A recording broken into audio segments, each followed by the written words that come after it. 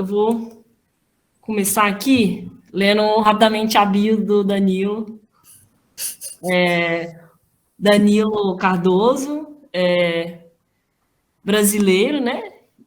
Licenciado em História pela UPE, mestre em Educação pela USP e doutorando em Antropologia pelo ISCTE Nova em Portugal.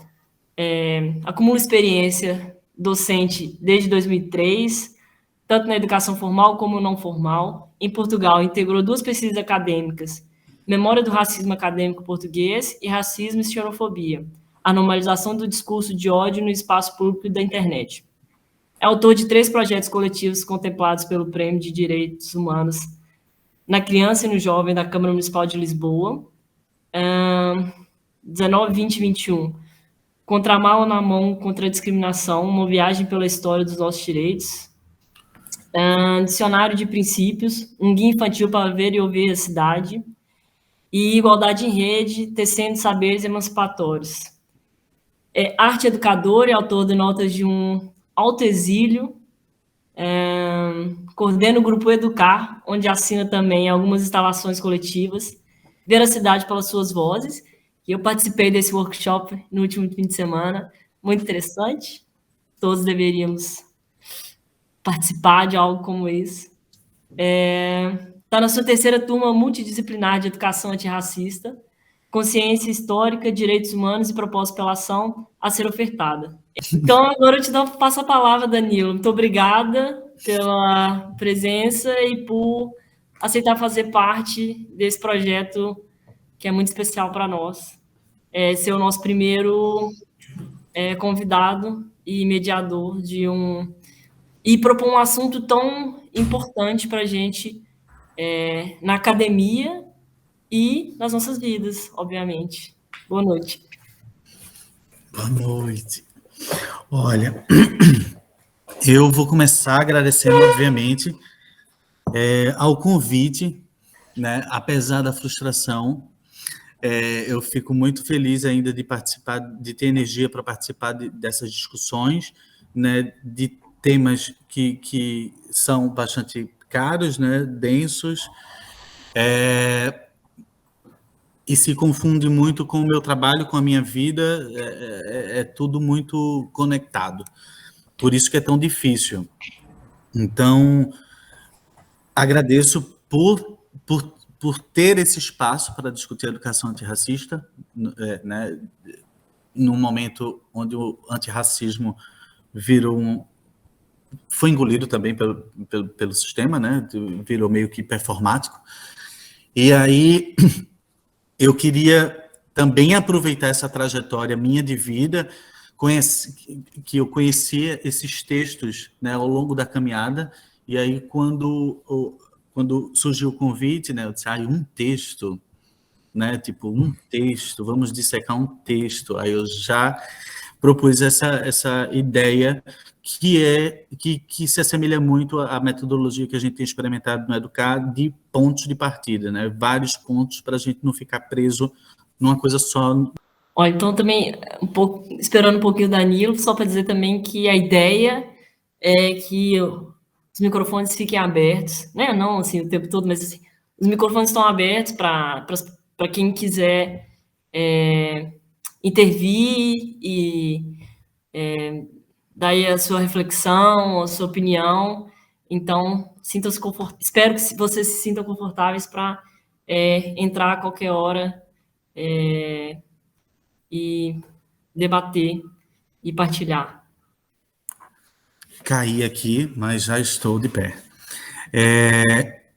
Então é isso. Eu vou começar falando, me apresentando, apesar da biografia, porque eu acho que tem a ver também com tudo isso que a gente vai discutir, né? Tem essa questão de ser imigrante, de ser professor de história. Estava até pensando vindo no ônibus agora para casa, né? Tipo, ano que vem eu faço 20 anos de docência, né? E o que é que isso significa, não é mesmo? E aí eu fico, principalmente nesses 7 últimos aqui em Portugal, né? O que é que significa ser professor de história e papapá e tudo mais em Portugal como imigrante trabalhando em outra área, né? Sobrevivendo em outra área, né? Então, é isso. Então, antes de cair, eu falei da questão dos textos, né? Então, eu tenho uma trajetória na educação, eu sempre dei aula, desde 2003 eu só dei aula. E quando chegou em 2014, estrategicamente, eu pensei em sair do Brasil, porque como dava aula de história, dentro de um colégio de classe média alta paulistano, né, branco, mesmo assim propondo várias atividades, exercitando uma educação antirracista ali naquele ambiente, eu comecei a perceber o caos, né, que depois se transformou em golpe e em tudo isso. Então, eu aproveitei, né, tive aí essa oportunidade de conseguir me organizar para sair do país para fazer outra coisa. Então, eu não vim com visto de turista, eu não vim de academia, né, não vim com visto acadêmico.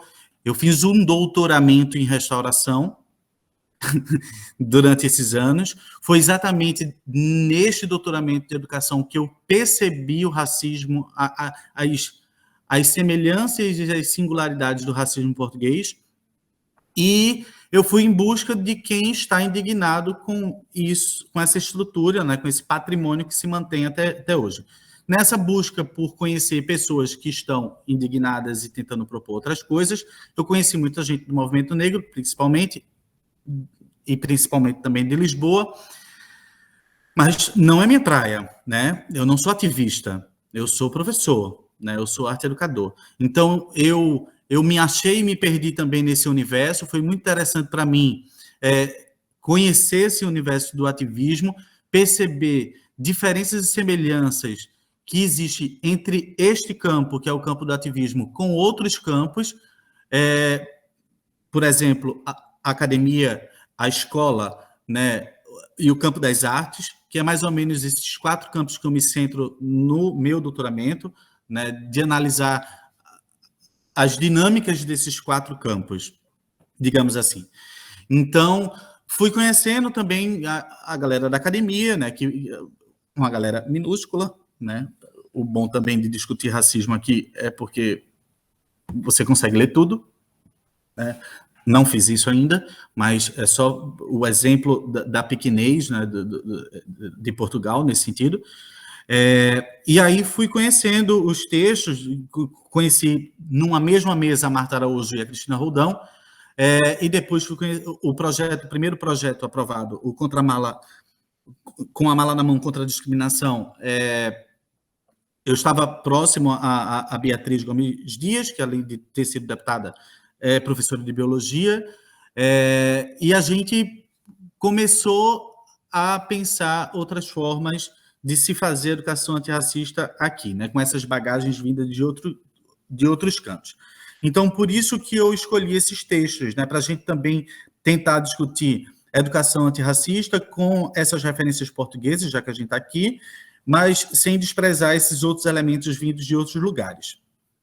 Então, mais ou menos é isso. Faço questão de falar também dessa questão, tipo, mas por que você é educação antirracista? Né? Porque eu não sou nem tão negro, meu cabelo não é tão crespo, e bababá, e blá, blá, blá, blá, blá, blá, blá. Quanto a isso, eu tenho isso resolvido comigo, né? Eu tenho uma questão familiar ligada ao tema, e além disso, eu fiz minha trajetória acadêmica toda em paralelo com a Lei 10.639, que foi aprovada em 2003. Então, em 2003 eu comecei a dar aula e fui acompanhando essa revisão curricular, esse surgimento de cursos de especialização, política de cotas e tudo mais. Então, foi interessante caminhar ao lado dessa legislação, né? Me permitiu, eu só trabalhei com a educação antirracista em colégios brancos de classe média alta porque existia a lei. Se não existisse a lei, eu estaria inventando coisa, né, para me complicar nesses ambientes. Antes de começar a falar dos textos, eu quero falar de 2 pessoas que me influenciam muito, teóricos. Um é meu conterrâneo, que é o Paulo Freire, e outra é um francês branco, que é o Bourdieu. Então, no meu mestrado, eu trabalhei muito com Bourdieu, praticamente só foi ele e outras coisinhas para enfeitar. trabalhei com cultura popular, trabalhei na sociologia com educação não formal, práticas culturais, né, não formal, quase informal, tentando perceber a convivência de jovens de origens diferentes dentro de uma nação de maracatu, do Recife. Então, eu queria saber o que é que essas pessoas diferentes estavam ali fazendo no mesmo espaço, que não era da maioria, e o que é que eles estavam trocando. Então, mesmo sendo história, sociologia, antropologia, minha preocupação nos 3 campos é a educação. Para mim, é a mesma coisa. História, educação, sociologia, educação, antropologia, educação, política, educação, cultura, educação. Tipo, e isso também é uma questão que eu queria falar com vocês aqui, né? O que é que fazem com a educação, né? Porque a educação sempre surge no momento como se todo mundo concordasse com tudo, né? Todo mundo é a favor da educação, né? Todo mundo quer a melhor educação para os seus filhos, né? Todo mundo joga muito com essa educação, com esse sentido romântico, né? E não vê a educação como um processo, por exemplo, né? Processo diário, está todo mundo se educando o tempo todo, uma coisa tão simples que, por exemplo, a gente no Educar faz muito, que é essa desconstrução da ideia de educação, educação escola, educação livro, educação escrita, né? E conseguir desconstruir essa ideia de educação e perceber que a educação é tudo, né? Ela está na base da academia, por exemplo, a academia gosta muito de fazer isso, de botar a educação lá no chão, mas todo mundo começa pela educação, né? Bourdieu começou pela educação, né? Com a reprodução.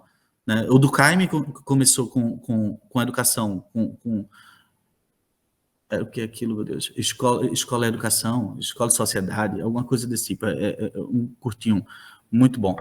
Então, eu gosto muito de comprar essa briga com a educação, né? de não convencer, mas de fortalecer a ideia de que ela não é só isso, não é só isso que as pessoas acham. Então, acho que aí já dei uma contextualizada dos textos. Eu vou fazer alguns breves comentários dos artigos e o que mais me interessa é saber o que vocês acharam e também a gente tentar costurar os 4 artigos com a poesia, a obra da Otto Bongo e a música do Almério. Né? Então, deixa eu ver uma ordem. Tem um documento também das recomendações aqui de Portugal. Partindo aqui, pensando numa ordem, eu vou começar pelo movimento negro português, certo? Só para enfatizar a necessidade de você fazer esse resgate histórico. Né? É um artigo que ele surgiu ontem, praticamente, na revista da USP, né? E tem uma potência de informação ali que consegue tornar visível, né, visibilizar uma continuidade na luta antirracista, né, exatamente capaz de desconstruir essa ideia de que o antirracismo surgiu agora com George Floyd, por exemplo. Né? Então, o Zé Pereira e o Pedro Varela, eles fazem isso de uma forma exemplar. A Cristina Roldão, ela também tem uma participação nesse artigo, não no artigo, mas no projeto. Ela tem um artigo no Público sobre a história do movimento negro, mais com foco nas mulheres. Eles têm uma exposição que ilustra esse artigo. E é o que gera o temor. Não é? É exatamente isso, por exemplo, que eu vejo que Portugal não quer, que se visibilize essa continuidade. Né? A partir do momento que a gente reconhece que essa luta, por exemplo, ela não é da terceira geração de imigrantes portugueses, né? Por exemplo, como eles gostam de classificar, mostrar essa continuidade que ela é apagada. Por exemplo, lembro muito bem quando a Joacine, né, se tornou a primeira candidata na cara da chapa, né, do partido, mas já existiram outros deputados negros, né? Isso não se fala, né? Fica tão separado temporalmente que é muito mais fácil de apagar, né? Essas histórias.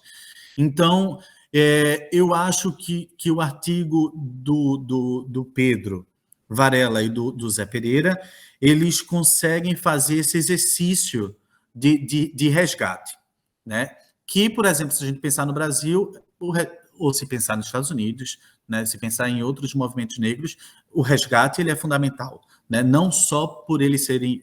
O Zé Pereira é historiador de formação, não sei se o Varela, acho que ele é da antropologia de formação, mas ilustrativo, eu acho que é um artigo ilustrativo, né? Ele traz nomes de pessoas, de organizações que não se sabe, né? Então, esse não se sabe, algumas pessoas não sabem, porque não fica nessa dependência de você ter como referências recentes. Por exemplo, o SOS Racismo ele tem 30 anos de existência, né? A associação mais forte antirracista que existe em Portugal.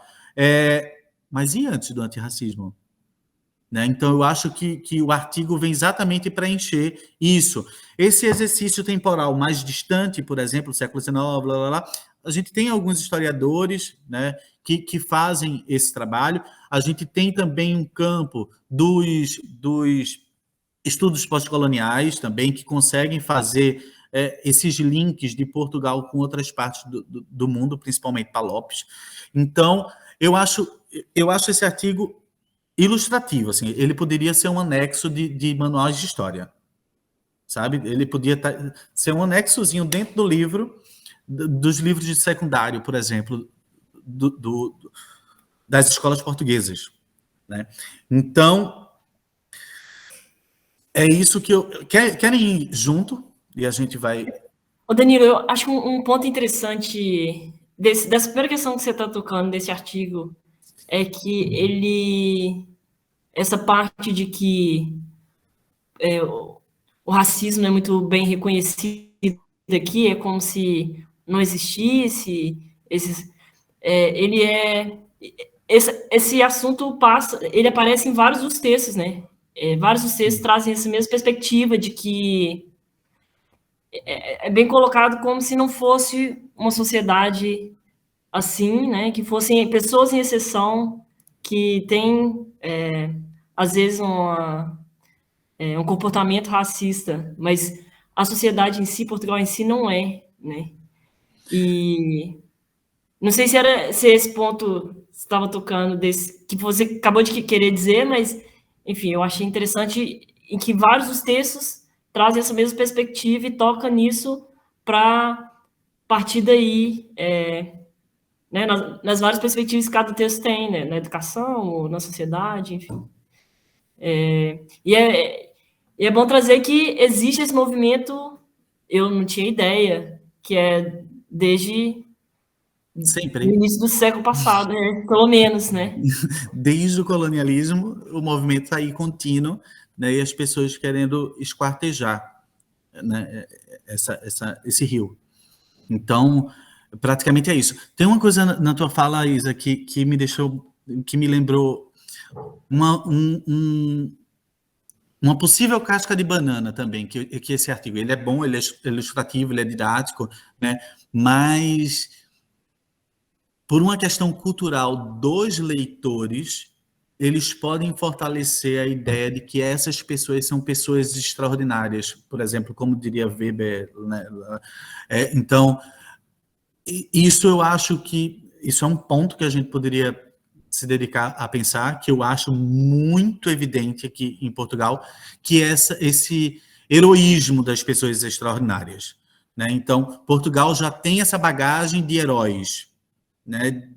Praticamente homens extraordinários. E querendo ou não querendo, isso também é feito com outros homens, né, negros, por exemplo, com as lutas de libertação. E para mim, né, acho que para a gente que é brasileiro, os nossos heróis nacionais, né, eles estão historicamente distantes da gente. Né? Zumbi está lá no meio do período colonial. Né? Então, você ter Amílcar Cabral, Agostinho Neto, né? Você ter umas referências que morreram e ou foram assassinadas há décadas, né? Você ter pessoas que têm famílias, parentes vivos, que viveram as lutas de libertação, vivendo dentro desta bolha que é Portugal, né? Que respira esses heroísmos, acaba fazendo um reflexo, né? Então, vocês têm seus heróis, então eu vou ter os meus heróis e as pessoas comuns, né? Por exemplo, a Isadora teve a oportunidade de ver só uma junção de retratos que a gente faz na Educação pela Pedra, que são fotos de pessoas. Tem lá o Viriato, o Afonso Henriques, o Salazar, o Mamadou, a Joacine, artistas, aí imigrantes que ninguém sabe quem é. Tipo, quem é essa pessoa? Tipo, é um imigrante, tal como o Mamadou, né? Porque ninguém sabe quem é essa pessoa. Então, mesmo a história tendo se dedicado à história dos vencidos, né? Tentando aí reescrever, ela seleciona muito bem quem são esses que vão contar as histórias dos vencidos.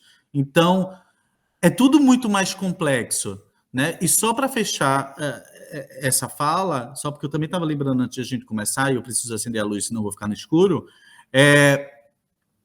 eu estava lembrando muito de uma fala do Edgar Morin, quando ele veio aqui no Instituto Piaget fazer uma fala, e ele falou, tipo, lamentou, porque durante toda a trajetória acadêmica dele, né, além de historicamente, né, com os séculos, essa especialização das ciências todas, e isso ser contínuo e chegar até hoje, quando a gente se depara com complexidades, a gente fica em choque, né? Tipo, é preferível, fica mais cômodo até as gavetas identitárias, por exemplo, do que a gente discutir complexidades. Na educação antirracista, a gente tem muito essa questão, né? Tipo, não é black contra white. A questão não é essa, né? Porque se a gente cai nessa vala, né, a gente despreza as complexidades que existem dentro desses dois grupos que não são homogêneos, por exemplo. Né? Vou dar só um exemplo. Exemplos opostos. Né? Uma pessoa negra retinta que comunga mais com a ideologia hegemônica branca e aquela pessoa branca que, por motivos qualquer da vida dela, sente uma necessidade de fortalecer algo genuíno, né? E isso não consegue ser discutido ou expressado direito, né? Então, nessa vida louca que a gente acaba resumindo as coisas, né? Tipo, ou seja, eu falei do Morin e falei desse exemplo da educação antirracista porque não é contra branco contra preto. A questão não é essa. A questão é a gente ver as complexidades das coisas, né? Eu no Recife sou tratado de uma forma, em São Paulo sou tratado de outra, em Lisboa sou tratado de outra, né? Tipo, eu abraço essas questões por motivos meus e nossos, né? Tem gente que também abraça, pode ser. Então, essa necessidade de encontrar, de escutar, né, as pessoas, os porquês das pessoas, mas não, a gente entra nessa loucura, volta lá no Bourdieu, da sociedade de julgamento, que são vários rótulos e a gente vai ali, acaba usando, né, acha que está contra usando, mas está usando de uma mesma maneira essas categorias todas, né? Eu estou te escutando, só vou sentar a luz. Não, sobre esse primeiro texto, né, que o Danilo também estava aqui contextualizando, e eu acho que a gente parte de um princípio ali que é a definição mesmo. O que é o antirracismo, né?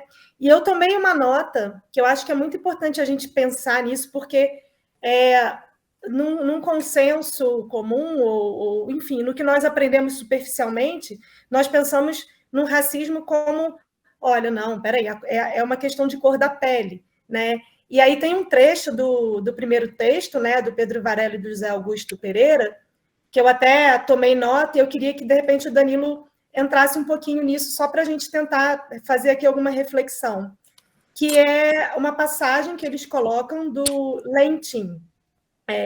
O antirracismo não é apenas o oposto de racismo e não deve ser apartado da construção ideológica e política de raça e do surgimento do racismo moderno. Então, eu queria, assim, até por uma questão de compreensão, né, o que seria o antirracismo, né, dentro desse contexto mais complexo. Aí eu jogo para o Danilo.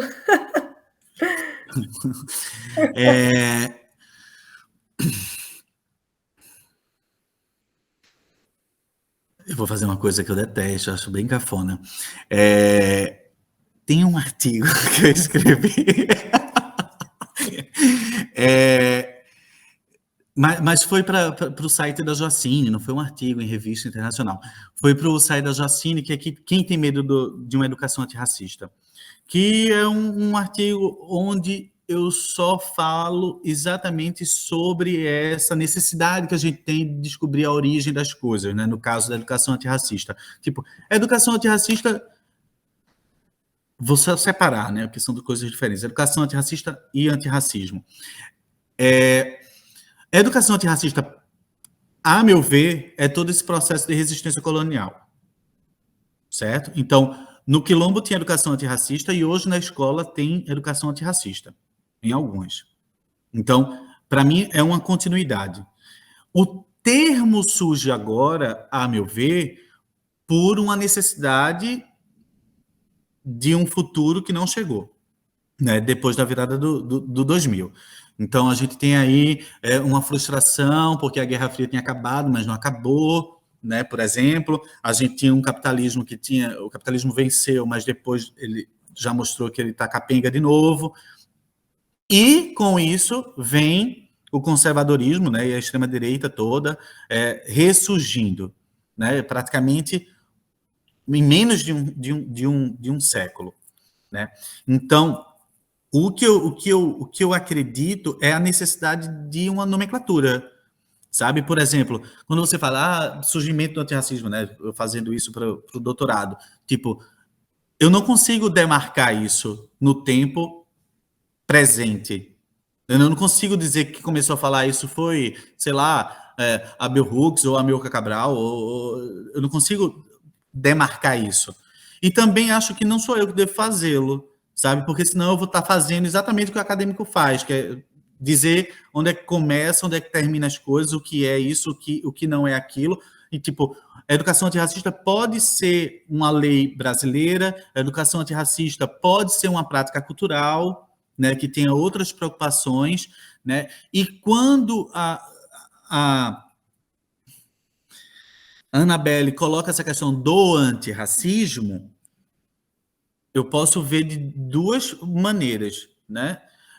Eu vejo muito como uma substituição rebelde da cidadania, né? Porque a cidadania não deu roque ainda, né? Tipo, ainda como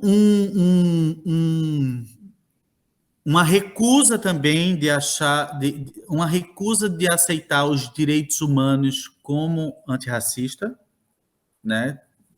E aí, por exemplo, a gente poderia ir para outro canto agora conversar, mas não tem diretamente nada a ver com esses textos, mas eu lembro que eu fiz uma disciplina de Direitos Humanos e Cultura com o Miguel Vale de Almeida, que é o meu orientador, e foi esplêndido, porque exatamente dá para perceber, né, com um jogo de artigos ali, que eles não são muito, posso partilhar com vocês, a gente percebe essa jogatina entre Estado, academia, movimento social, né, tensão e regulação, né, vigilância, né, um assistencialismo, uma política meio Benetton. Então, eu acho que o antirracismo ele dá uma mexida nessa discussão pacífica e civilizada sobre direitos humanos. Sabe? Acreditava mais nisso, mas acho que depois da pandemia, por exemplo, está acontecendo a mesma coisa com o antirracismo.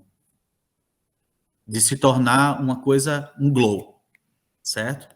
De ser cult in a gente discutir antirracismo.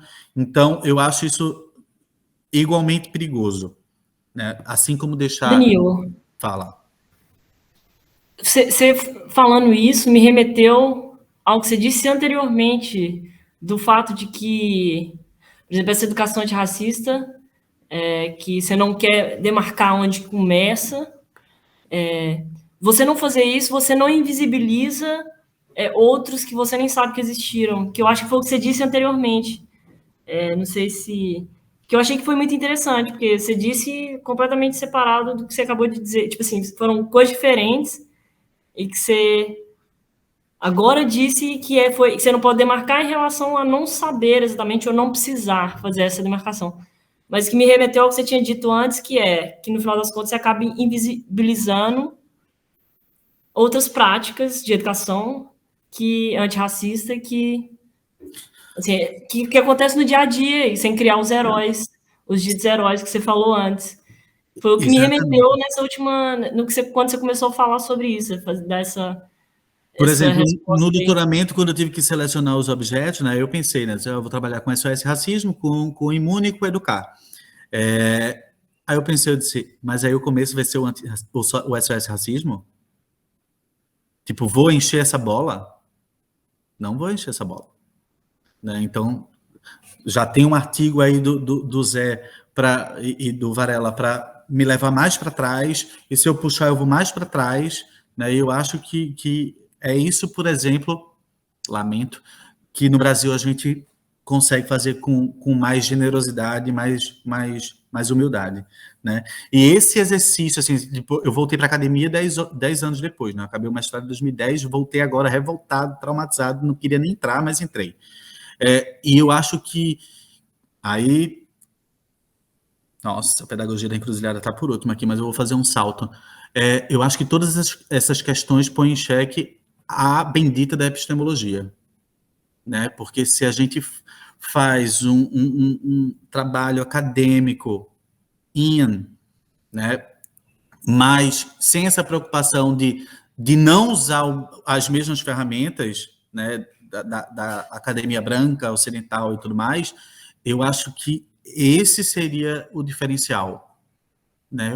Tipo, uma preocupação com a epistemologia, que é engraçado, hein? Que é engraçado. Na minha qualificação, eu estou na antropologia, né? Fiz uso dos QQQ da antropologia. Eu me propus a fazer uma autoetnografia também, e além de fazer outras análises. E quando surgiu essa ideia da autoetnografia, né, aí surgiu a questão, na antropologia, que já é fora, e as evidências? Né? Tipo não estamos para evidências, né? São outros tipos de evidências, né?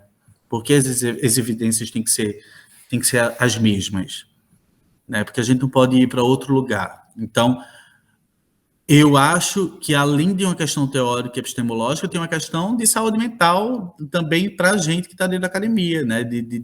Dessa subordinação, de reproduzir, e fazer exatamente o que os orientadores querem, curtem, gostam, né? Porque a gente também precisa, não pode se revoltar muito, lá, lá, lá, lá. É nesses níveis de complexidades, assim, sabe? E só outra coisa que eu queria falar, que eu esqueci, quanto ao campo, né? Eu gosto muito do Bourdieu. Eu voltei a pensar muito no Bourdieu agora, quando eu entrei no doutoramento, porque tenho a ousadia aí de nominá-lo como um grande teórico que começou a analisar a branquitude antes de a branquitude se transformar em outro tema top. Né? Tipo, porque ele analisa exatamente as estruturas de poder, né, os projetos da branquitude. Ele analisa a escola, ele analisa os museus, ele analisa as comunicações, ele analisa todas as estruturas brancas. Então, para a gente, todo mundo que está mergulhado e que precisa desses equipamentos, né, entender os jogos, as regularidades, as trocas ali, eu acho fundamental. Mas como você estuda educação antirracista com um branco francês? Né? Tipo, é porque ele exatamente fez essa análise dos aparelhos da branquitude que a gente está dentro, né? A gente está dentro, mas não mudou a dinâmica das coisas. E também gosto dessa questão dos campos, porque a academia é muito pouco diferente a meu ver, e com um pouco de exagero. É muito pouco diferente da escola e é muito pouco diferente do ativismo, eu acho. Mesmo sendo um exagero, de fato, né, meio que colocando tudo no mesmo saco, mas pensando em dinâmicas de relação, em dinâmicas de mobilização, em dinâmicas de legitimidades, eu acho todos muito parecidos, né? E quando a gente fala de uma educação antirracista que era para ser revolucionária, né, a gente vai discutindo de uma forma civilizada, decolonial. Tenho muitos problemas com o decolonial, mas tudo bem. Vamos lá. Deixa eu falar uma coisa, assim, isso que você me falou me lembrou de um vídeo, acho que era um vídeo que eu assisti da Rita Von Hunt, que ela comenta um pouco sobre dessa coisa da apropriação dos termos que estão na moda pelo próprio capitalismo e como isso também é utilizado em empresas, em outros espaços, para se mostrar como algo cool, espaço, né, agora livre de rótulos e etc., que na verdade são espaços que continuam reproduzindo as mesmas eficiências que existem no mundo, assim, sabe? Então, tipo, por exemplo, uma empresa que diz que é gay friendly, e aí diz, queremos contratar tais pessoas para compor o nosso quadro para serem LGBTs. Aí quando você vê, tipo, reproduz, tipo, as pessoas que são contratadas são pessoas, geralmente homens, brancos, gays, de classe média alta, etc.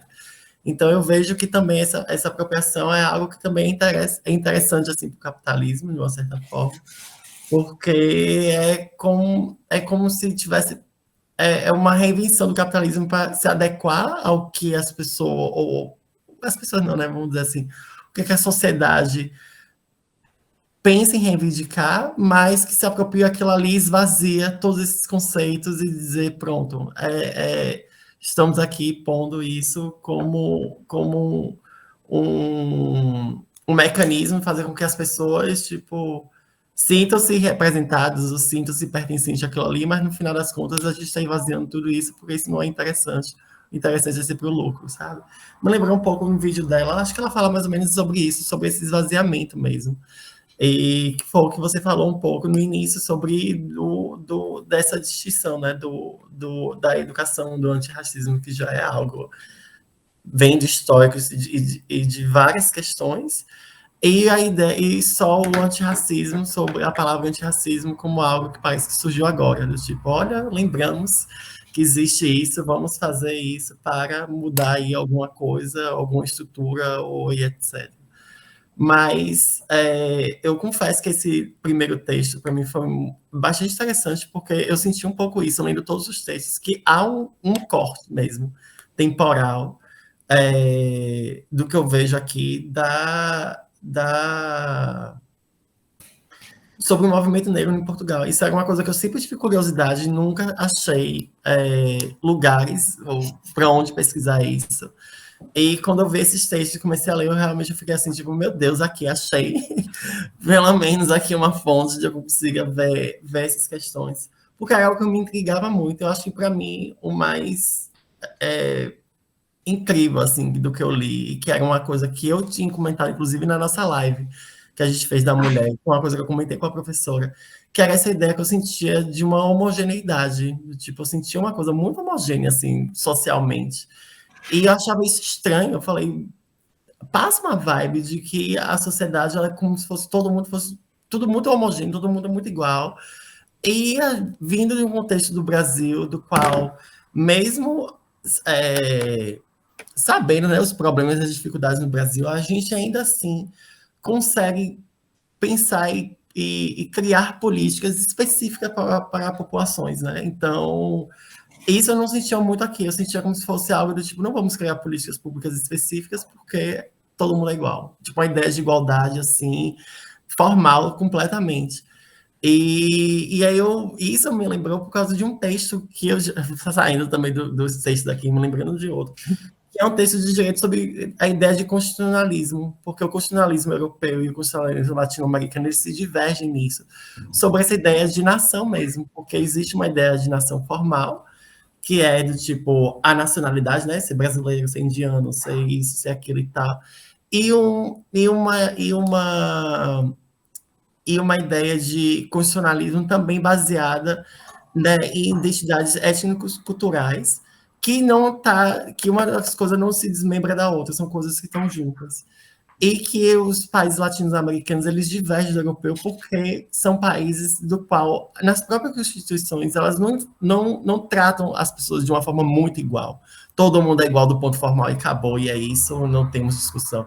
Temos legislações específicas para, por exemplo, população indígena, temos legislação específica para a população negra, e etc. E tal. Então, faz com que a gente enxergue que há pessoas, né, diversas no nosso país, no contexto latino-americano, do qual aqui não há, né? Tipo, somos todos portugueses e ponto, acabou. Independente de onde é que você venha, o importante é você ter sua nacionalidade, acabou. Você é português. Isso era uma coisa que eu achava muito estranho por não ter essa visão muito das políticas públicas ou coisa de uma forma específica, sempre tudo muito homogêneo, essa ideia de homogeneidade. E aí, quando eu comecei a ler os textos, eu senti essa indignação que eu tinha, não entendia por onde é que passava essa ideia. E de que realmente é como é a construção da sociedade colonial mesmo, de tipo, de homogeneizar tudo e que, sabe, vende-se com uma ideia de multicultural, mas no final é sempre apagando, desfazendo os laços e criando essa ideia de tipo sempre tudo muito igual, muito homogêneo e não há diferenças, é todo mundo igual, mas no final das contas essas diferenças elas são demarcadas de uma forma tipo assim muito muito abrupta, assim, sabe, de tipo ciganos, negros, sabe, pá, assim. Então pronto, era isso, era uma das questões que estava aqui nos textos e que me veio um pouco aquela mente sobre isso. Só 2 comentários, Vitor, sobre o que você falou. Um sobre a Rita. Eu acho que a Rita faz um serviço maravilhoso, porque no meio dessa loucura toda das identidades, ela não esquece a questão de classe, né? Porque a galera também... A galera pira nas identidades agora e esquece essa questão de classe. A outra questão dessa homogeneidade, quer ver coisa mais estranha, eu acho, eu bugo no 25 de abril. Eu fico sem entender. Tá? Todo mundo agora tá todo mundo junto, olha, com cravo na mão, né? E eu sei os porquês, né? Respeito, maravilhoso, conseguiram se libertar, mas tem tanta coisa ali dentro do 25 de abril que não está resolvida e ninguém vai resolvendo até o ano que vem. Né? Ninguém vai alterar o manual de escola até o 25 de abril de 2023. Né? Então, eu não sei... Tenho questões também com essa performance, que é uma coisa que está me tomando muita cabeça, né? Essa questão performática, né? Das vidas. Podia até me atrever a chamar as redes aqui para a gente discutir isso, mas é outro campo, mas eu acho que é tudo projetos para fingir que esse capitalismo não está colapsado, está todo mundo feliz, continua se organizando, né? Mas, olha, eu vou fazer o seguinte, vou dar uma acelerada aqui. Vou me aproveitar do tempo e fazer um protesto. Vou soltar o da Marta Araújo, certo? Até... Eu acho que... Vou falar com um sociólogo, certo? Eu acho que tem uma questão ali, a Marta Araújo ela faz um trabalho muito bom, né? Ela é da educação, ela vai sofrer mais ou menos o que eu sofri sendo da educação, estando numa sociologia. Não queria usar mais. E ela usufrui de toda essa bagagem de herança, né? Ela tem um conjunto aí já para seguir a vida acadêmica, né? E fazer dela seu tudo.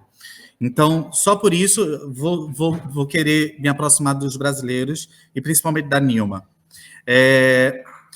Nesse texto, mas não vou deixar de falar que seria muito bom se vocês pudessem ler, não sei se vocês já leram, O Uso Sociais das Ciências, do Bourdieu, que é bem magricelo, é bem pequenininho e não menos denso, mas ele vai falar exatamente dessa jogatina dentro da academia, que finge que vai salvar todo mundo, mas ela está toda emaranhada em lógicas que só circulam o próprio umbigo. E quando eu li... E outra coisa, esse é um dos artigos mais recentes da Marta Araújo. Então, depois de levar tanta pedrada, ela escreve esse artigo exatamente para falar, tipo, olha, galera, é muito difícil trabalhar com esse assunto aqui, né? Tipo, academia, você, racista. Então, eu acho que é bacana por esse sentido, mas o interessante seria que intelectuais... Cadê os intelectuais negros, né, de Portugal, ou imigrante? Então, seria mais ou menos isso. Aí a gente salta para o estado da negação. Que a Silvia não é portuguesa, né? Então já começa por aí. É outra imigrante discutindo o racismo, né? Então tem essa questão também. Quem é que pode discutir o racismo? São as pessoas portuguesas ou as pessoas que estão fora de Portugal, elas também podem discutir o racismo português, né? Tipo, isso também é uma questão.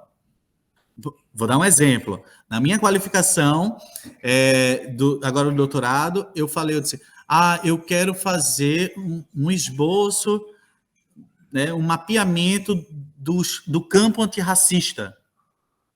Aí me disseram, mas existe um campo antirracista? Existe. Se ele é legítimo ou se ele não é legítimo, são outras coisas. Mas ele existe. Ele existe, ele faz acordos, ele joga, ele troca, ele está aí, né? Mas aí, qual é a questão? Um brasileiro vai fazer isso? Vai mapear o campo antirracista português? Né? Tipo, se alguém tem que fazer isso... Se alguém tem que fazer isso, não seria eu. E aí, o estado na negação, eu fiquei em dúvida em qual texto, porque o estado na negação é muito bom, acho muito bom temporalmente, porque ele sai do fim né, ele pega aí a década de 80, ele consegue fazer exatamente o que o Zé Pereira e o Varela fizeram, né, no século XX com o movimento negro. Ela consegue desenhar esse estado na negação. E tem outro que eu fiquei em dúvida, que é o turismo. É um que praticamente ela vai analisar como essa negação está presente no turismo, né? Em toda essa exaltação da narrativa colonial que se mantém como única. Vou começar pela Nilma, porque eu acho que ela sustenta algumas coisas interessantes ligadas à educação antirracista não formal e informal, né? Que é o que eu tenho mais apreço, por ser mais questionável esse poder educativo desses âmbitos, né, desses dois outros tipos de educação, né, que também foram categorizados, ou não formal e informal. E a Nilma, ela tem uma trajetória absurda, né? Então, não só dentro da academia, mas dentro da Associação Brasileira de Pesquisadores Negros, mas dentro da própria gestão do PT, né, sendo ministra, ela tem uma carreira absurda e fez esse doutoramento aqui com Boaventura. Então, ela vai fazer uso da questão conceitual do Boaventura, né, da questão do Sul, epistemologia do Sul, blá, blá, blá, e vai chamar atenção para essa questão do movimento negro educador. Tenho críticas a tudo, até quem eu gosto. Lamento, né, o singular, né, o movimento negro educador, porque o singular hoje eu acho muito complicado trabalhar com singular. Mas, ok, ela faz esse trabalho de mostrar como o movimento negro ele tem esse poder educativo, né, de conscientizar, de empoderar, de fortalecer, de reunir, né? E como isso é incatalogável, né? É indescritível. Você não tem como dizer que houve aquele ato educativo e ali se aprendeu alguma coisa e aquilo deu nota 10, né? Não é esse processo educativo, né? Você se encontra, troca ideia, fala de uma coisa, depois se encontra de novo, e esse processo educativo ele vai se dando, ele vai se processando. Ele não é tipo, vou estudar o capítulo 3 para fazer o teste e tirar 10, ou 20, se quiserem, né? Mas ela chama atenção para isso. Dentro do livro, ela fala que esse movimento negro educador, ele não é uma pessoa, né? Ele não é um grupo, eles são todas as pessoas.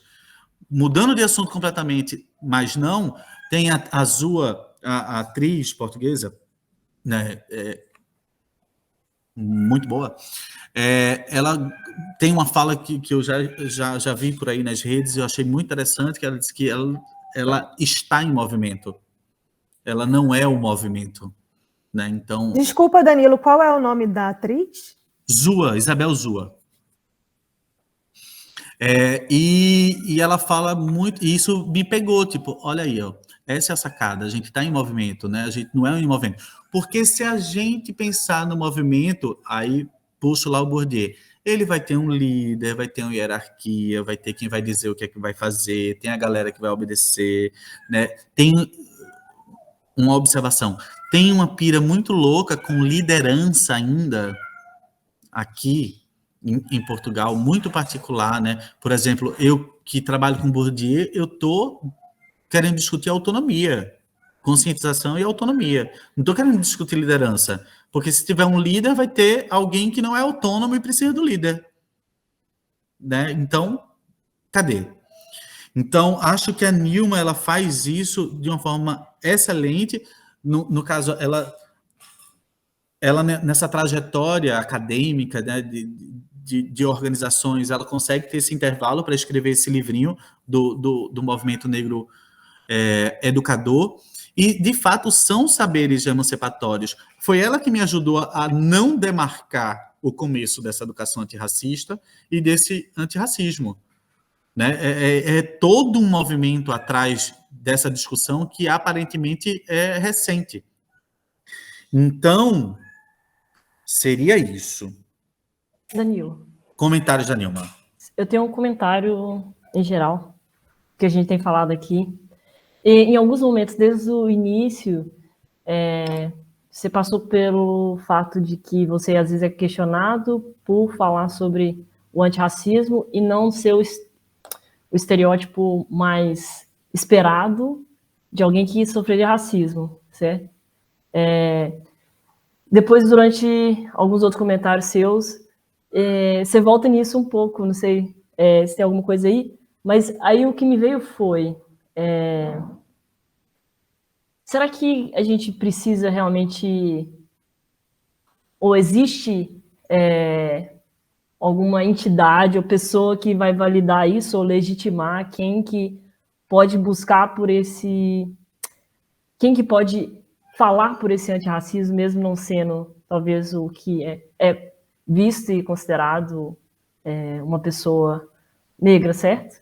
E aí a gente, do que você falou agora, tiraria talvez um pouco a autonomia do próprio... E a gente espera que em Portugal se discuta o racismo para que a sociedade se transforme cada vez mais antirracista ou menos racista, certo? Mas se a gente for dar essa fala só para as pessoas, talvez pretas, né? Assim, esse tal lugar de fala, talvez a gente inviabiliza essa própria autonomia, não? Assim, não sei se eu fui muito confusa, mas assim, no aspecto de que qualquer pessoa tem que ter a possibilidade de falar, mesmo que você vai começar a falar errado uma vez para tomar consciência do que aquilo foi errado, mas, né, não tem que esperar que a pessoa preta faça isso, também é aquela... é o que a gente, pelo menos no Brasil, a gente vê muitas pessoas pretas falando que estão cansadas de ter que ensinar o branco que aquilo é errado. Enfim, era mais nesse sentido, assim, de a gente discutir que essa autonomia tem que ser dada para qualquer pessoa, independente de como ela se parece, ou se ela realmente é proprietária daquele discurso, se é que existe.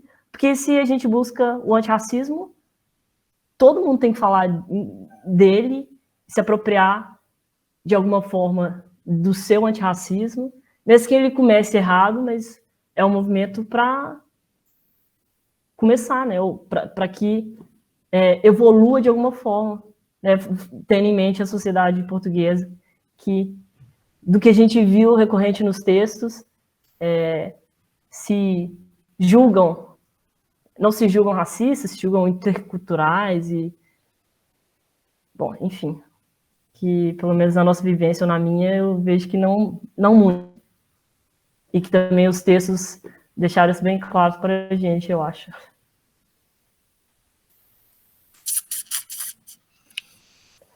Falei muita bobagem? Não sei. Não existe isso, não. Sobre a questão de quem pode falar e blá, blá, blá, blá, essa é a questão, né? Isso tá aí, né? Existe a galera que vai... Existe o juiz que vai dizer quem pode falar e quem não pode falar. No meu caso particular, tipo, né? Se os retintos acham que eu sou branco, então eu posso discutir, porque o racismo é um problema da branquitude, então eu posso discutir.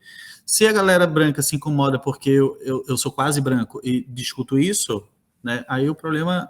Aí eu posso. Então, fica essa jogatina no doutoramento. Se eu não negociar como investigador, eu não tenho legitimidade, não vou fazer entrevista, entendeu? Então, é tudo praticamente a mesma coisa. Pensando em campo, o antirracismo se tornou um campo de estudo dentro da academia, né? Ele não é só essa cidadania que a gente estava falando inicialmente, lá com a questão da Annabelle. Ele é um campo de estudo. Então, ou seja, você já eliminou aí 50% da potência do antirracismo. E vou dar outro exemplo aqui em Portugal. Eles estão tentando... eu tenho percebido uma movimentação depois das recomendações antirracistas, por exemplo, do documento. Por exemplo, aqui tem a DG Arte, né, que é o Diretório Geral de Artes e tudo mais. E eles começaram a fazer uns editais com foco, né, para a diversidade e lá.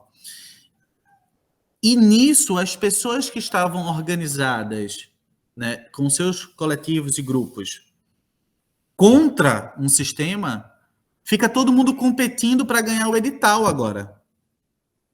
Certo? Então, criou-se uma política pública que é capaz de satisfazer a ordem. Porque aí, ou seja, o que, na minha cabeça, utópica, né? Tem uma recomendação antirracista em jogo. Portugal é desse tamanho.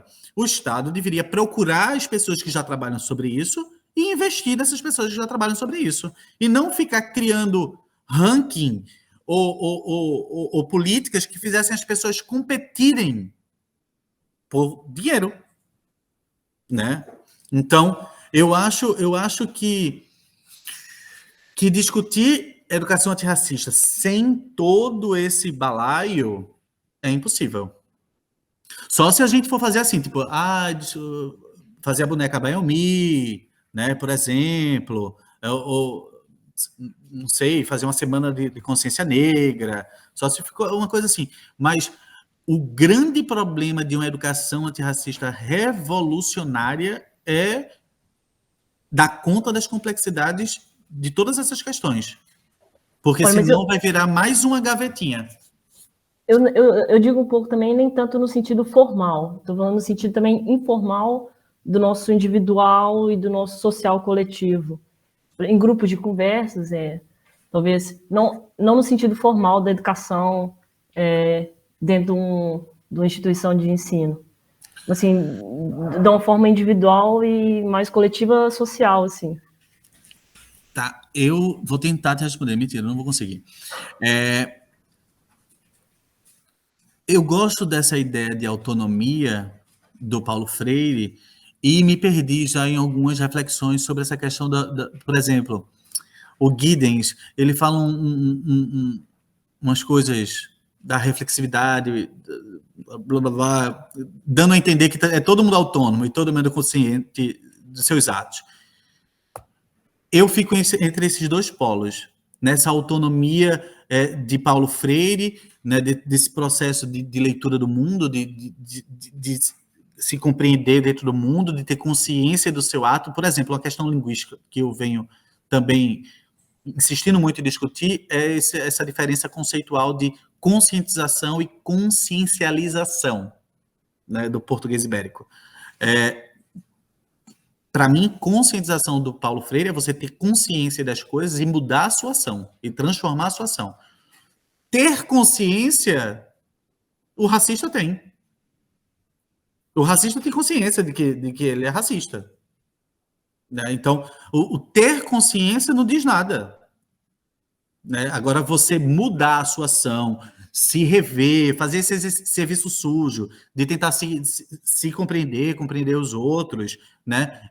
Que é cansativo, que é completamente perturbador, né? É isso, senão a gente vai passar por aqui batido, né?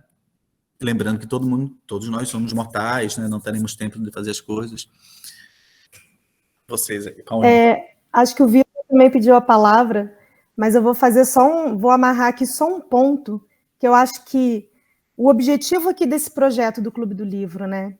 É justamente a gente abrir esse espaço, porque a conscientização, ela parte de um lugar também de informação, de educação, né? E aí, quando a Isadora traz essa questão do lugar de fala, isso é uma coisa muito debatida. Será que nós aqui, olha, eu que sou branca, estou numa classe aqui que tem alguns privilégios, né? Eu estou apta a discutir educação antirracista? E aí eu tenho uma visão que eu acho que a gente tem que separar duas coisas aqui.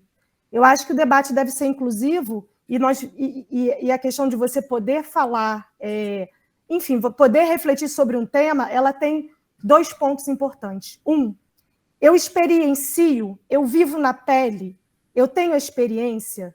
Isso é uma coisa válida. Dois, eu estudei sobre esse tema, eu fui buscar ali uma base teórica, e eu acho que a gente está entrando num campo muito difícil de debate público sobre todos os temas, né? Falo muito pelo feminismo, que é a minha área de estudo, em que é um pouco complicado, porque quando a gente fala de lugar de fala, e a gente confunde com espaço de fala, lugar de fala, tem até o livro da Djamila Ribeiro, né? O que é lugar de fala? É o seu contexto histórico, cultural, de onde você vem, quem é você que está falando. E a gente está falando aqui do espaço de fala. Então, acho que, assim, para começar, eu acho que vai muito pela educação e por esse debate, a informação para a gente ter a consciência, né? Para a gente poder trabalhar e alargar isso aí, e a humildade. Eu nunca estudei sobre população imigrante cigana. Eu não sou cigana, eu não vivo na pele. Eu preciso ter a humildade de entrar no debate para ouvir, para escutar. Né? Não posso dar orelhada. Eu acho que quando a gente fala do campo da política, do campo do feminismo, do campo do racismo, todo mundo tem opinião. Só que a gente precisa partir de um ponto. Eu sinto na pele ou eu estudei? Né? Então, quem estudou? E aí eu acho que, por isso a importância desse projeto do Clube do Livro. Olha que reflexão interessante, que a gente está aqui tentando se informar. A partir do momento que o Danilo vai, e ele é um especialista no tema, ele estuda sobre o tema, ele faz uma série de artigos que traz para a gente informação. A partir daqui, a gente já começa a caminhar. Então, acho que o nosso trabalho é esse aqui, de tentar expandir essa informação, de ter um ponto de partida, ou vários pontos de partida, né? Só queria amarrar isso, depois queria também que vocês falassem um pouquinho o que vocês acham dessa coisa do lugar de fala, espaço, enfim. Mas também o nosso tempo, a gente combinou mais ou menos 1 hora aqui de conversa, então também para a gente tentar pensar aqui como é que a gente consegue amarrar isso tudo, pensando no futuro, pensando nos desafios que a gente tem, no nosso papel e tudo isso. Pronto. Vitor, você quer falar também? Não, o que eu ia falar era justamente isso. Eu gosto muito quando falam sobre o lugar de fala, porque ele, na verdade, eu acho que pegaram um conceito, esvaziaram um conceito e fica essa má comunicação sobre o que de fato é o lugar de fala. E a Annabelle citou aí um ponto que eu acho que é primordial, que na verdade o lugar de fala ele fala sobre um ponto de partida e é basicamente isso. Pensando que tipo, o lugar de fala, porque assim, o texto da Djamila ele expressa uma corrente teórica, né, que é uma análise do discurso. Tipo, o lugar de fala é uma análise do discurso. Então, pensa sobre um locus social, de onde uma pessoa está, de qual essa pessoa não experiencia sua plenitude de cidadão, vamos dizer assim, não consegue exercer seu direito de cidadania por diversas questões entre opressão e dominação. E cada um parte de um lugar sobre um determinado assunto. Então, se vamos falar sobre o racismo, uma pessoa branca, classe média alta e tal, tem um lugar de onde ele vai falar sobre o que ele entende, o que ele fala sobre racismo, experiencia no sentido de, tipo, a vivência dentro da questão do racismo. E já uma pessoa preta, periférica, etc e tal, tem um outro ponto de lugar. Então, assim, a questão não é você cortar o discurso, dizendo que você não pode falar sobre isso. A questão, eu acho que tem que se falar assim, mas entendendo qual é, na verdade, a interseção dessa sua fala, né? Do tipo... porque a Djamila também usa o conceito de interseccionalidade, né? Que é você fazer a interseção de gênero, raça, classe, e entender para você criar, de fato, o espaço do discurso, né? E eu digo isso porque, por exemplo, já passei muito por situações também dessas de cortar a fala, né? Mas assim, eu digo, eu sou uma pessoa que eu nasci e fui criado em Salvador. Sendo uma pessoa com vivência branca, sendo uma pessoa de classe média, mas eu morei durante bons anos da minha vida na cidade mais preta fora do continente africano e é a cidade mais racializada do Brasil. Então, assim, eu sei, claro, alguns pontos do qual eu posso falar do discurso sobre a experiência e a vivência sobre o racismo e o antirracismo, mas claro que minha experiência e minha vivência não é de como uma pessoa preta, né? Até porque não sou lido nem enxergado como uma pessoa preta em Salvador, isso não tem nem discussão. Então, acho que esse é um ponto que precisa ser entendido, que o lugar de falar não é um corte do discurso, não é uma autorização de proibir falar sobre isso, mas entender qual é o ponto de referência, de onde você sai para você falar sobre aquele determinado assunto, sabe? E eu acho que eu entendo assim também, do qual eu já conversei com muitos amigos também, é que sim, pessoas brancas precisam cada vez mais, inclusive, falar sobre racismo e ter atitudes antirracistas, até porque, do tipo, já que pessoas brancas ocupam lugares de privilégio, acessam certos tipos de espaço, por que não nesses espaços discutir sobre também o racismo, sabe? Então, eu acho que tentar juntar esses elementos e não ter o corte de tipo... Porque se for assim, a gente vai esvaziar o discurso e vai dizer assim, somente pessoas pretas vão poder falar sobre racismo, antirracismo e tipo... E vai estar falando... Não, e outra coisa, você deixar... Desculpa, Vitor. Não, pode não, mas era isso mesmo, pode falar. Só duas coisinhas. Com todo respeito ao trabalho da Djamila, obviamente... Não é questão com o livro dela, nem com ela, mas eu penso muito no lugar de fala hoje como dança das cadeiras. Exatamente por essa fagocitação aí do capitalismo com a pauta, sabe? Então, sim, aí você vai ver quem é que vai chamar quem para não sei o que. Por exemplo, aqui em Portugal, quando... é uma crescente, né, de discussão, aí, é a mesa, vamos à mesa, uma mesa, um evento, e ninguém solta moeda para essa galera, minha gente. Eu disse, aí a gente também foi começando a se articular, disse, vamos parar de fazer coisa de graça, chamar a gente para fazer, tipo, não façam, não bora fazer, tem que soltar dinheiro, né, porque aí, tipo, só a pessoa retinta pode falar. Ela vai lá chorar as pitangas, né, da vida dela para virar plateia, para plateia. E por exemplo, o lugar de fala e a noção de campo do Bourdieu também é uma delícia fazer esse ponto, porque a gente vai perceber que não dá só conta. Eu acho que o lugar de fala serve para limitar os espaços dentro desse segmento de mercado. Né? Tipo, olha, não se atrevam a criar esse mercado e meter gente branca lá, por exemplo. A outra coisa também,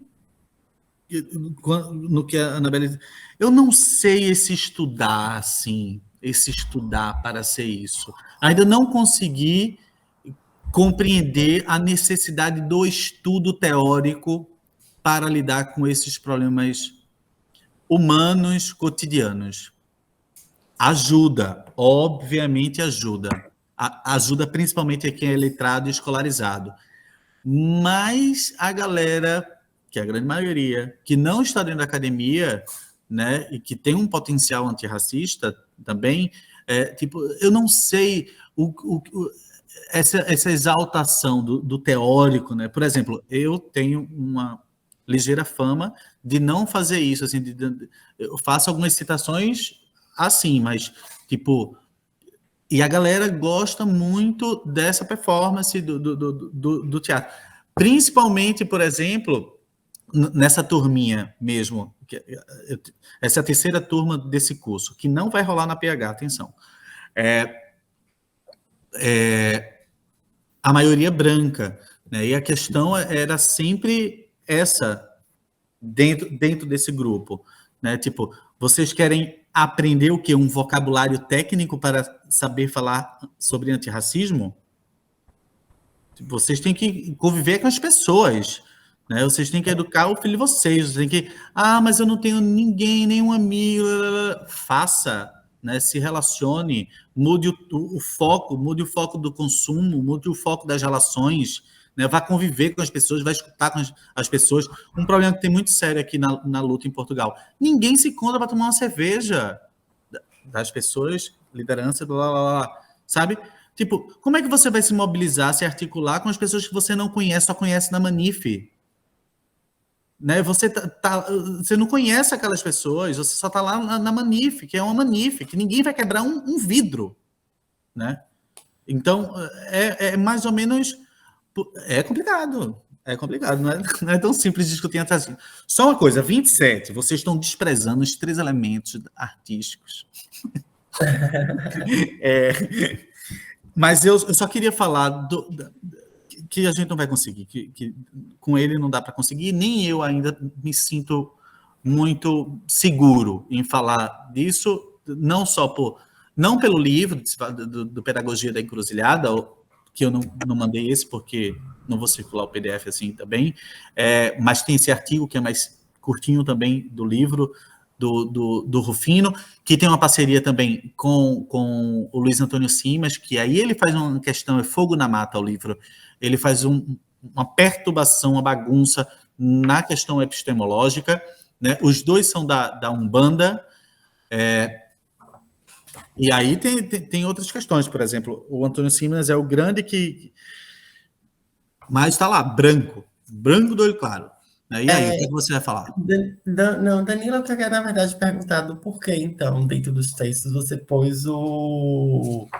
Como é o nome disso? É a recomendação de cidadania e educação antirracista, do tipo, daqui de Portugal. Por quê? Isso, para mim, é o que tipo, quebra tudo, né? Do tipo, tem todos esses artigos do qual tenta trazer, né, uma narrativa ali, histórica um pouco, de juntar os cacos das coisas. Mas isso, tipo, é uma recomendação manual, mas assim, e a prática disso? Como é que executa isso aqui? Danilo, eu posso falar antes de você responder? Pode. Porque eu achei exatamente o contrário do Vitor. Eu acho que essa recomendação vem para reafirmar todos os outros textos, porque é uma teoria que na prática não existe, apesar de ser diretriz aí das Nações Unidas, sei lá, ou do Conselho da Europa, e existir um plano e uma recomendação teórica para que seja praticada essa cidadania e educação antirracista, eu pelo menos não vi isso na academia. Eu não estudo, eu estou longe desse campo, sou da engenharia. Sim, não vejo muito essa discussão ser levantada dentro da universidade que eu estou.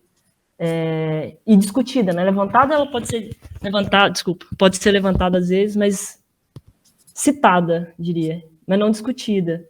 Então, assim, eu acho o contrário do que o Vitor acha. Eu senti que essa recomendação reafirmou todos os outros textos, porque é uma teoria que não se vê na prática.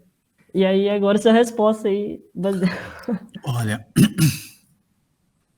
essas recomendações, elas surgem em novembro de 2020, certo? Então, é impossível não fazer referência ao ano de 2020, né? Não só pela pandemia, mas a gente teve 2 assassinatos, né, de pessoas negras, que teve visibilidade, tanto, não só o Bruno Candé, mas o Giovanni, na virada do ano. A gente teve a agressão a Cláudia Simões, pelo motorista lá do Vimeca. A gente teve a morte do Ior, o ucraniano. Então, a meu ver, Pobre Mortal foi uma iniciativa de mostrar serviço.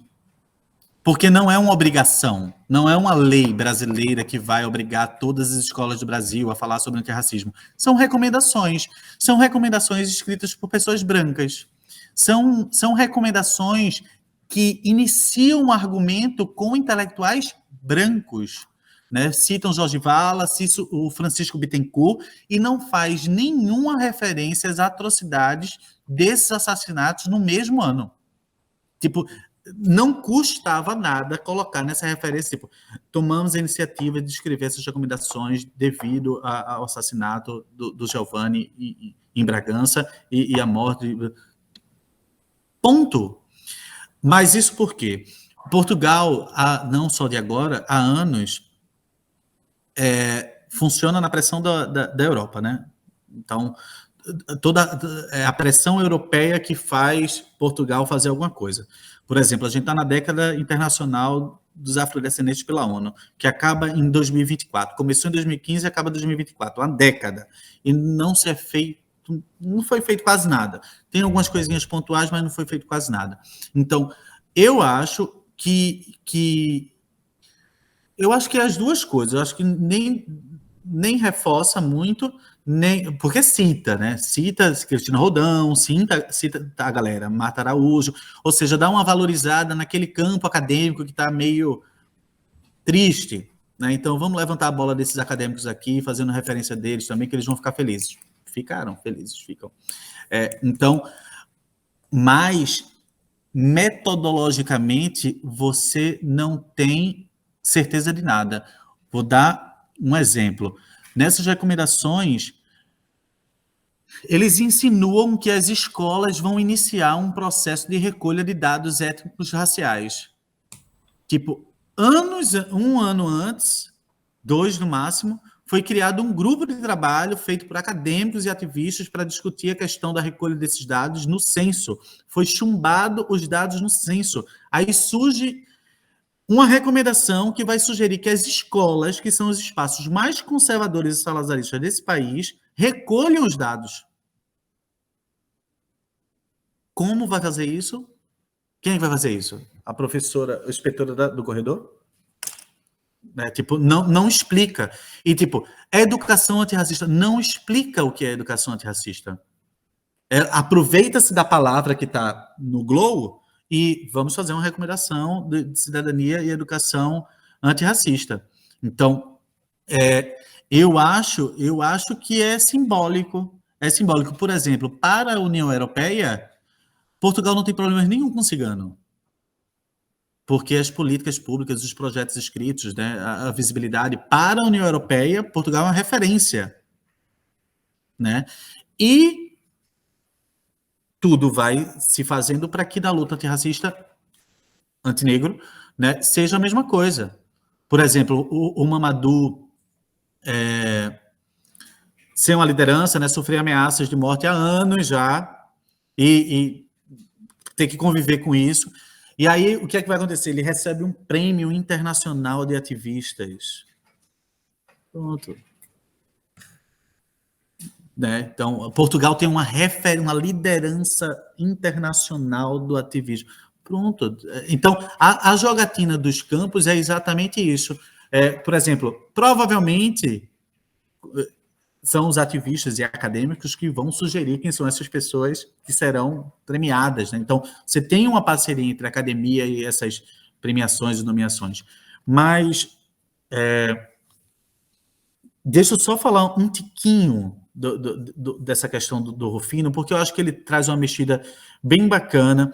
Por exemplo, é uma mexida que para a gente brasileiro é mais próxima, até por uma questão de história e de cultura mesmo, e que está muito longe de Portugal, é muito fora, né?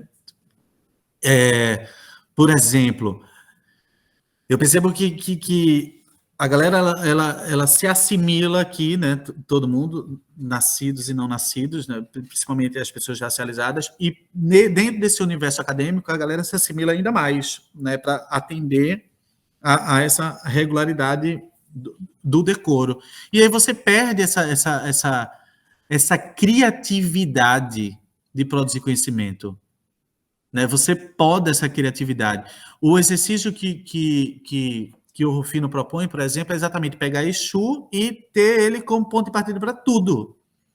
Porque dá para se fazer isso. E ele vai exatamente costurando esses argumentos, esses saberes, esses ditados e esses relatos, e vai usando isso como evidências. Eu não preciso fazer questionário, não preciso passar um mês na Ilha da Polinésia para ter evidências, né? Então, eu acho que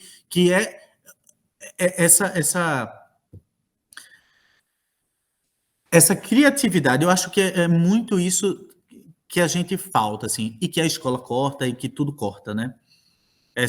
Que eu acho que tem muito a ver com autonomia. Por exemplo, eu gosto muito de usar um livro do Krishnamurti, principalmente porque ele é do outro lado do não sei o quê, mas ele vai fazer exatamente essa crítica à disciplina, tipo, que escola é essa? Que disciplina é essa?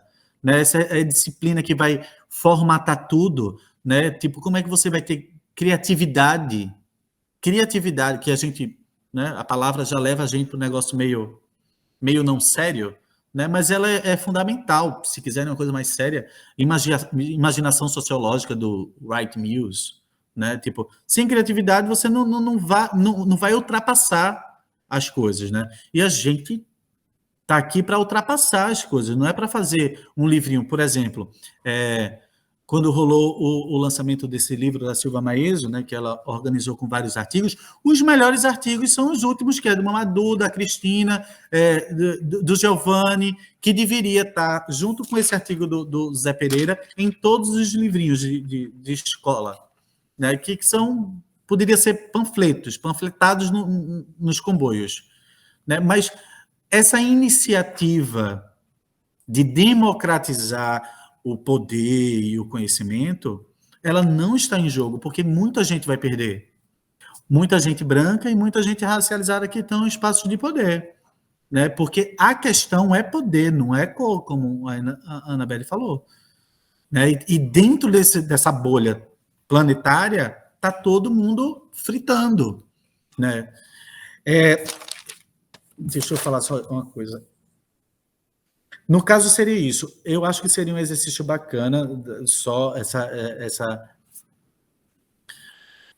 válvulazinha do Rufino, porque eu acho que até a questão da escrita, dessas brincadeiras com termos, né? Mandinga. Você vai categorizar mandinga, né? Você vai categorizar. Isso eu acho que o Brasil tem esse. A gente consegue fazer pretagogia. Quem vai alcançar isso? Pretagogia. América, como é que a galera fez? Tem um termo que a galera usa que eu disse, quando eu vi aquilo, eu disse, só pode ser ladino, que junta os dois, do ladino e do... Eu jogo lá no grupo depois. Mas... Danilo, eu tenho uma pergunta para você. Eita. Isso aqui que a gente está agora é uma encruzilhada? Esse momento aqui nosso de discussão é uma encruzilhada? Da referência do texto, não sei. Do que ele define como encruzilhada. Nossa, eu tô me sentindo roda viva, terça-feira.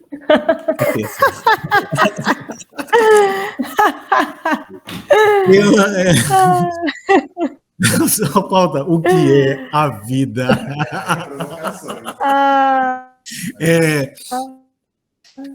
Mas eu acredito nisso. Justamente das definições. Mas, olha, eu vou te dizer uma coisa que foi libertadora para mim. Libertadora enquanto imigrante, enquanto... Vou usar essa palavra que também já tá virando desuso. Já se foi empatia, cura, já está tudo indo pro ralo. Mas... Vai, Vitor, vai. Até mais. Viu?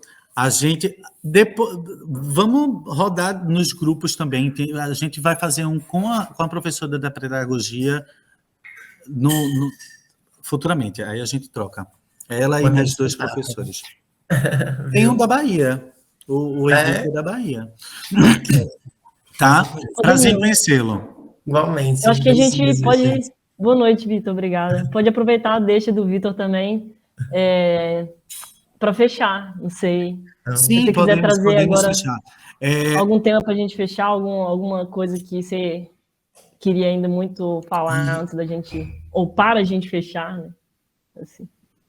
Não, estava pensando antes da despedida do Vitor, eu ia pensar uma coisa quanto à questão da questão da libertação, assim, de uma coisa muito boa. Para mim, né, sou imigrante, não sou isso, não sou aquilo, não sou aquilo, não sou aquilo, não sou aquilo, não sou aquilo, estou sempre no muro. Esse lugar da encruzilhada, para mim, é super confortável.